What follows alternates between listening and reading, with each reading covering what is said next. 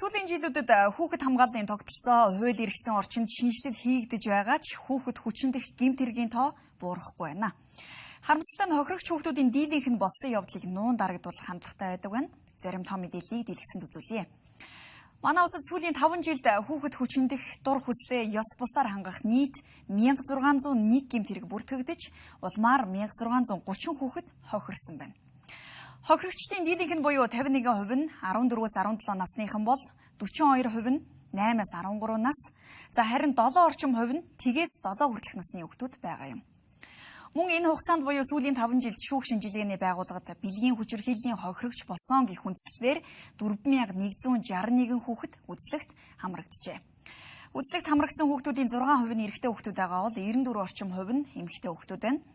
Харин насны хувьд 8% нь тгээс 6 насны хүүхдүүд байсан бол 34 орчим хувь нь 7-оос 13 насны, 37% нь 14-өөс 15 насны, за 20 орчим хувь нь 16-аас 17 насны хүүхдүүд байгаа юм а. Хүүхдүүд бэлгийн хүчирхийлэлд өртсөн тохиолдолд томчуудаас эмээх, үеийнхнээс ичих, нийгмийн өмнө золиос болохоос эмзэглэж, дийлэнх тохиолдолд нуун дарагдуулах арга замыг сонгодог байна. Гэвч энэ тухайн хохирогчийн ирээдүйд сөрөг нөлөөтэй бөгөөд гэмт хэрэгтнийг улам өөгшүүлэх сэтэл болдог байна. Манай улсад эрүүгийн хуулийн хамгийн хүнд ял шийдэглийг ноогдуулдаг хүүхэд хүчиндэх гэмт хэргийн тоо жил ирэх тусам нэмэгдэж байна. Тэр дундаа 14 хүртэлх бага насны хүүхдийг хүчиндэх дур хүслээ ёс бусаар хангах гэмт хэргийн тоо тогтмол бүртгэгдэж байгаа нь зайлшгүй анхаарах асуудал болоод байна.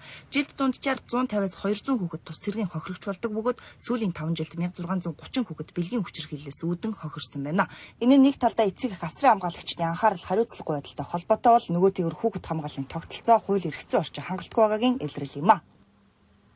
Өнөөдөр шүүгэн шийдрэг үүсдэг газрын харьяа хорихоо ингээд одоо бүх насаараа одоо хорихаал эдэлж байгаа нэлээд хэдэн одоо хоригдл ялтангууд байж байгаа. Энэ бол хүнд ял шийдэлтэй гэмт хэрэг. За нэг талдаа энэ эцэг эхчүүд асран хамгаалагч нар хүүхдэд тавих хараа хяналтаа энэ сайжруулах шаардлагатай байна.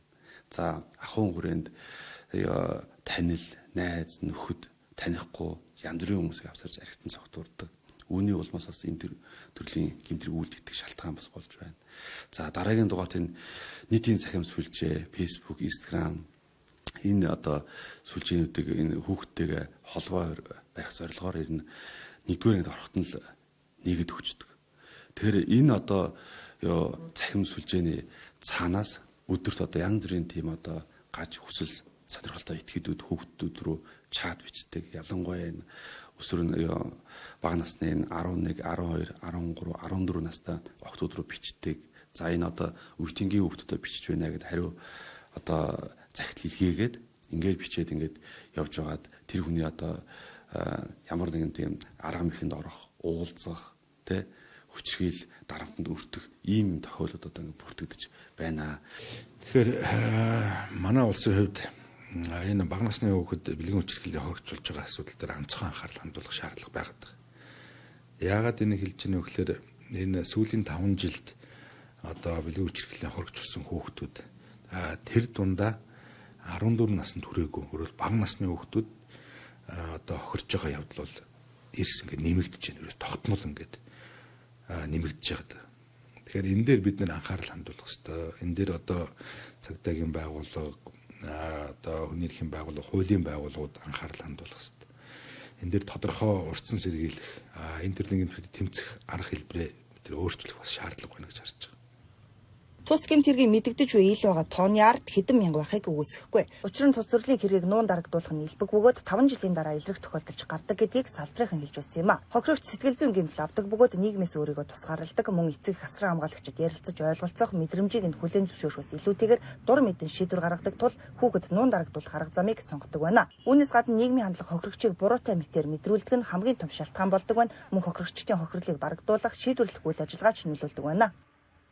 Буруутай гэдэг мэдрэмжийг өгөөд ирэх үед хүүхэд яадаг шууд нууж эхэлдэг. Надаас болсон байна. Би өстө муу юм байна, муухай юм байна те. Би өстө нийгмийн те буруу юм байна гэдэг ч юм уу те. Эргүүлээд энэ нь яаж нэхэр тэр нэг гэмт хэрэгтнүүдийг улам илүү дэврэгж гин гэж би хэлэх гээд байгаа юм. Хүүхдүүд энэ төрийн байгууллага, төрийн захиргааны байгууллагатай, хуулийн байгууллагад хандлаа гэхэд тэр хуулийн байгууллагууд нь зохих ёсны арга хэмжээг авахгүй байгаатай холбоотойгоор хүүхдүүд хандахгүй шүү дээ. Үндсэндээ бол тэгтээ дэргөө энэ одоо хуулийн байгууллага, захиргааны байгууллага миний асуудлыг шийдэхгүй. Тэгээд одоо эцэгийнхээ нүгээр нь одоо асуудлыг шийдэн, тийм болохоор одоо хэлсэн хэлээгүй нэмэргүй. Хэлснээрээ бол одоо өөрт тохиолдсон одоо энэ эмзэг асуудал шүү дээ. Энийг одоо олон хүнд улам таниулаад ил болгоод тэгээ цаашаага яриад дахиад одоо тэрнээсээ бүр илүү хохирох ийм нөхцөлд орно гэдэг ийм бас айдас байгаад байгаа байхгүй. Ийм хүүхдийн эсрэг бэлгийн хүчирхийллийн гэмт хэрэгээс урьдчилан сэргийлж зайлшгүй анхаарах шаардлагатай байна. Тухайлбал эцэг их асран хамгаалагчдын ойлголт мэдлэгийг дээшлүүлэх, нийгмийн хандлагыг өөрчлөх хэрэгтэй байгаа юм а.